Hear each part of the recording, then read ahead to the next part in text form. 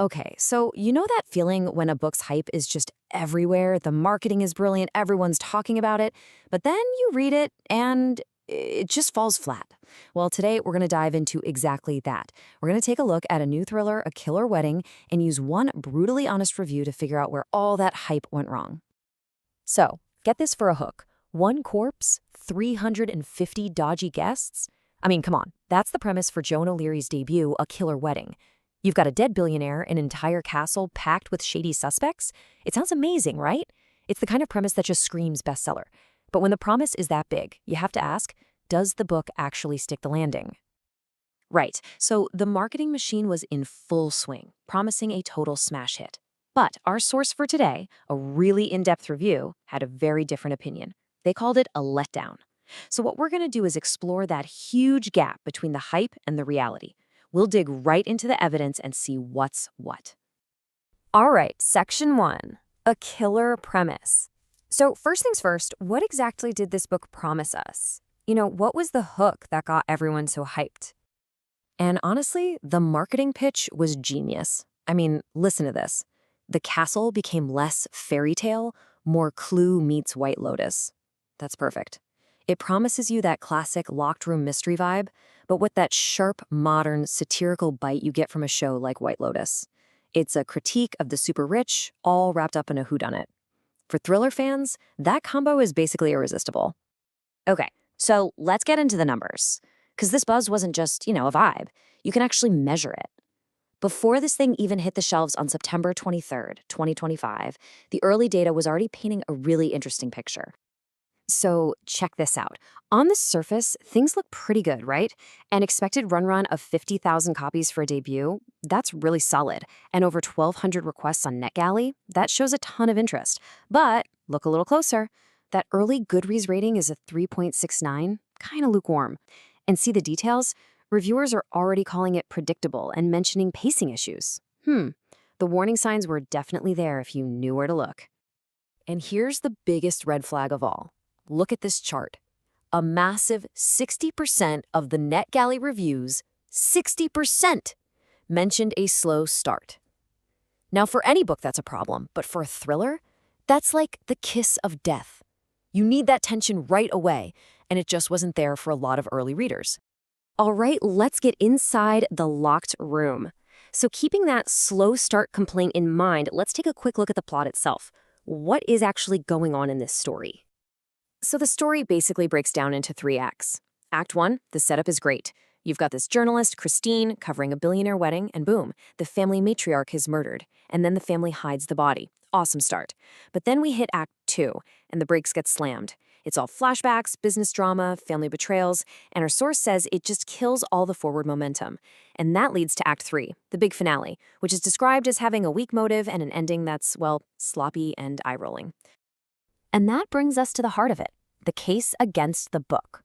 Let's break down exactly why our source says it just didn't work. This is really where that shiny marketing hype crashes head-on into the reality of the book. So, criticism number 1, the glacial pacing. Remember those early reviews? Well, here it is again. The reviewer says that for a book that's only 336 pages, the first half just crawls along, and that's a huge problem when you're supposed to be building tension. Yeah, our source really didn't mince words on this one, calling it slower than a koala on Valium. But the reason for the slow pace was apparently this constant use of flashbacks.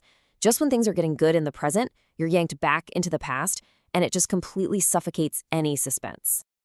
Next up, criticism number 2, predictable twists. And this makes sense, right?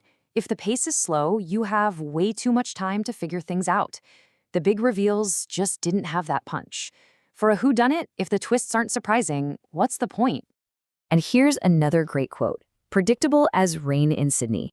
The reviewer's point was that the chapter endings felt cheap, like they were just trying to force you to turn the page, instead of being genuinely clever twists. So by the time the actual big reveals happened, a lot of readers were probably just shrugging like, yeah, I saw that coming. Okay, so problem number 3, flat characters. Look, if your plot is slow and your twists are predictable, you absolutely need amazing characters to carry the story. And that didn't happen here. Our source called them one-dimensional caricatures. Basically, a bunch of villains you just don't care about. And yeah, that even includes the main character, Christine Russo. She's supposed to be this scrappy journalist with sharp wit, but the reviewer felt it just came across as smug Yank blather. Ouch. And if you don't like your protagonist, it's really, really hard to care about the mystery they're trying to solve. All right, so how does this book stack up when compared to the competition? Because look, it doesn't exist in a vacuum, right? Especially when the marketing specifically compares it to other huge hits. So let's do a direct comparison. On the one hand, you have A Killer Wedding. On the other, you've got The Guest List by Lissy Foley. The setup is almost identical. Locked room mystery on a stormy island. Tons of family secrets. But where The Guest List gets praised for being tighter paced and twistier, another review, this one from Kirkus, calls A Killer Wedding stuffed but not fresh. It really sounds like a bit of a pale imitation, doesn't it? So when you add it all up, the slow pace, the predictable plot, the unlikable characters, it all comes down to this. The reviewer's final rating? A pretty brutal 2.5 out of 5 stars, thoroughly average. So for our final section, let's zoom out a little. Was the hype a scam? What does this one book's failure tell us about book marketing in general? Ultimately, the verdict here isn't just about the book itself, it's about the hype. The marketing promised us witty fun. What readers got was something entertaining yet predictable. The reviewer's conclusion? It was all just smoke and mirrors. It's really a classic story of marketing setting expectations so high that the actual product just can't possibly live up to them. And that really leaves us with one final question to chew on. Have you ever been duped by book buzz?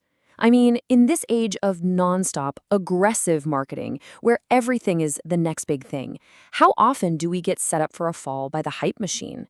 It's definitely something to think about the next time you pick up a book that everyone seems to be raving about.